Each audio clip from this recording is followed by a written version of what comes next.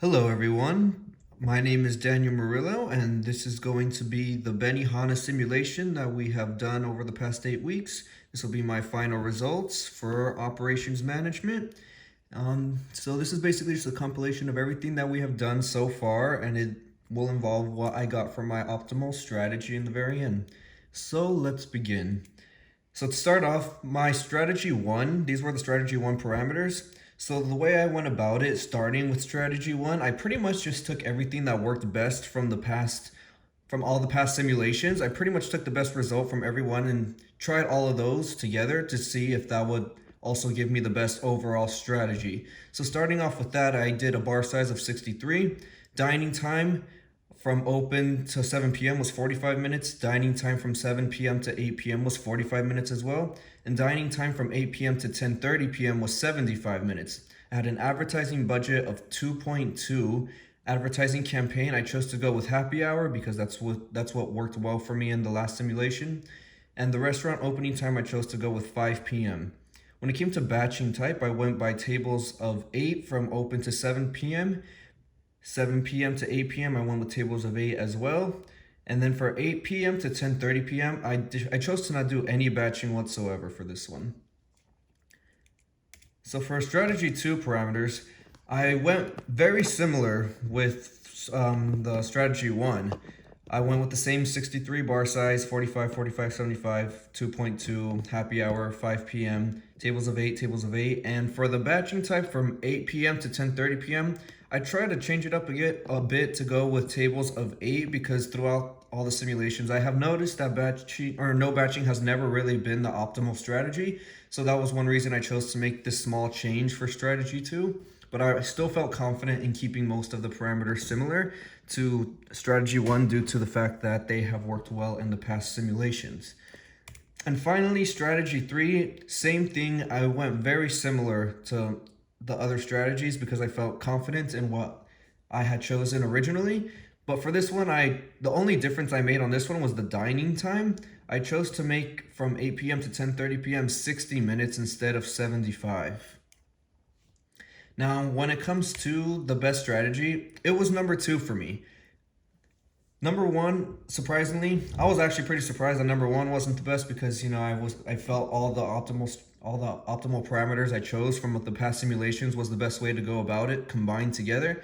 But that small change in the batching type was the difference. Instead of having batching type from 8 p.m. to 10:30 p.m. as no batching, having it as tables of 8 actually rose the profit pretty substantially, which I will show you the profit later on in the next slide. But the reason I chose strategy 2 is because these were almost all the optimal strategies from all the other challenges as I mentioned. And as I mentioned again, they are very identical to all the other strategies.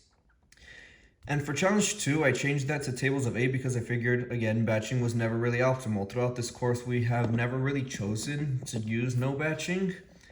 And I was set on the dining times because that's what I used before attempting challenge 1. I did do some research and some analyzation before I even started the strategies.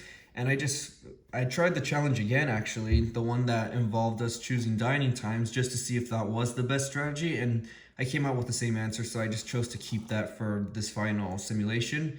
Same for advertising budget. I was also set due to the amount of attempts I tried on the past simulation. That one I literally tried every single different number, and I ended up with 2.2 being the best one. For the advertising campaign as well, I saw the best resulted option was opening at 5.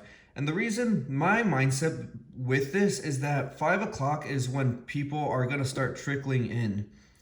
And we need them, that's going to be a slower time. So we needed to get people in there with happy hour sooner because that's the time when people are barely coming in. Time might be a little bit slow.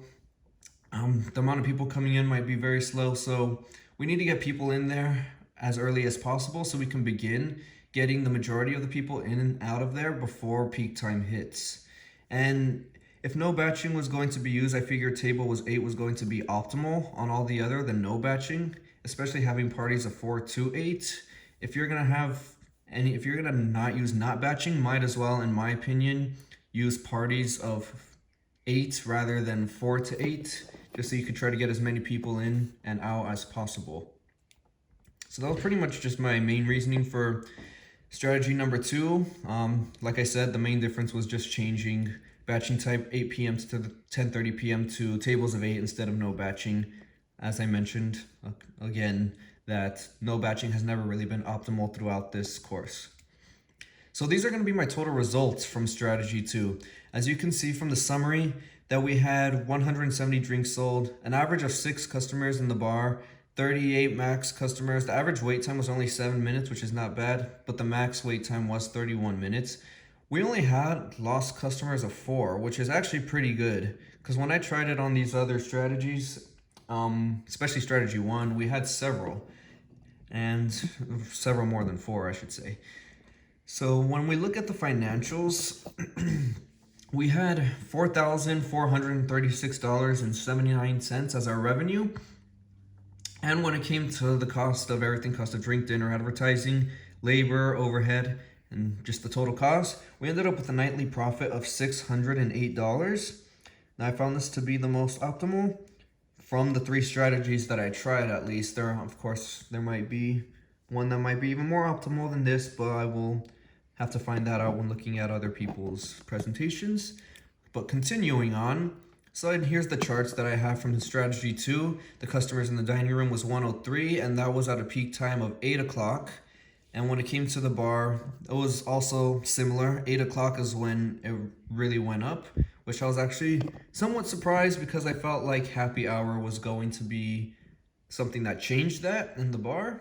But I mean, it is what it is here. But again, we only have 4 customers lost, so that's pretty significant, because 4 customers is something we can live with. Of course, we don't want to lose any, but I was not able to find any strategy that resulted in us not losing any customers.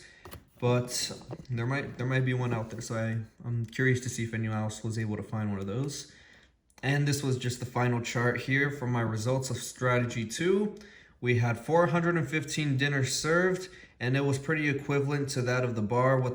You can see the chart is pretty similar. We started pretty slow, but you can see that the bar was slightly higher at 5 p.m. than the actual dinner time. That might be, of course, due to happy hour, people going to the bar before they actually go to the dinner. So that might be where the positive of the happy hour actually takes place in this scenario, or in this simulation. So that is that for strategy 2. That is pretty much everything I got for that. So now let's look at the nightly comparisons for profit. So strategy 1, that was the one where from 8 p.m. to 10:30 p.m. I chose no batching. So you can actually see that made a pretty substantial difference. If you look at strategy 1 and strategy 2, that changed it by roughly a little over $40. So I found that to be pretty significant. And you can actually see in the drinks sold, that made a big difference. We went from 279 drinks sold to 170 for strategy 2. And the average customers was 10 for strategy 1 and 6 for strategy 2, which I was a little bit surprised that was such a big difference, but yet we still had more of a nightly profit in strategy 2. For the dinner served, though, that changed it a little bit, of course. We had 418 dinners served and 409 in strategy 1. But yet we had more tables served in strategy 1. So you can kind of see there what the difference of the no batching made for that final time slot from 8 to 10:30 p.m. We can see that more tables were served, but more dinners were being served when we actually had batching of tables of 8. And the average dining time was significantly less in strategy 2. Average dining time was 92 minutes in strategy 1 and 77 in strategy 2. So just looking at those two, the comparisons, we actually have an average utilization 2% higher in strategy 2 than we do in strategy 1, which resulted in, of course, of a higher profit. So for strategy 3, that was a very small difference being made in that one, which is why we can see that there was only a nightly profit difference of cents, literally only 26 cents. So that was not that big of a difference, mainly because the change was only from 75 minutes in the closing time in terms of the dining duration, changing it to 60 minutes instead of 75. So those 15 minutes Didn't make much of a difference, but I felt like that was something to experiment with when I was doing strategy 3, because 75 minutes is pretty long. That's a pretty long dining time, so I figured maybe shortening it might raise the amount of profit we get. But for the closing time, it doesn't make much of a difference because it appears there's going to be a similar amount of customers in there regardless, because that's pretty much our slower time. We've already hit peak time. We've already gotten rid of the majority of the customers, or I shouldn't say gotten rid, but we've already helped out the customers and served them and gotten them out of the restaurant for the most part, and now it's just a few people left for the closing time. So why is this the best strategy? Well, it starts off with of course, as I mentioned, choosing all the best optimal strategies from the past simulations. I tried this out and I kind of just built a little bit on what I felt didn't work in strategy 1. And of course, no batching was the one thing I had concern with for the closing time. So I chose to pretty much go with the tables of 8. I felt like that was going to be, if I was going to make a change in all the optimal results I got from the past simulations, it would be to add in a batching strategy for that closing time. So both strategies were and when I say both strategies, I say 1 and 2. They were close to number 2 with a few fixes in batching for closing time as well as dining time for closing. It was able to offer the highest amount of profit, and that's pretty much what I got for my optimal strategy. One thing I did notice, however, is that I believe the bar time could have been raised. I went back and I tried a different bar time and it did raise the profit by $2. So changing the bar to, I believe, 71 was the overall optimal strategy. And I kind of realized that a little too late, but this strategy 2 would still be the optimal strategy with the addition of changing the bar type to 71, and that gave me a profit of 610. So that's pretty much the highest I was able to come up with.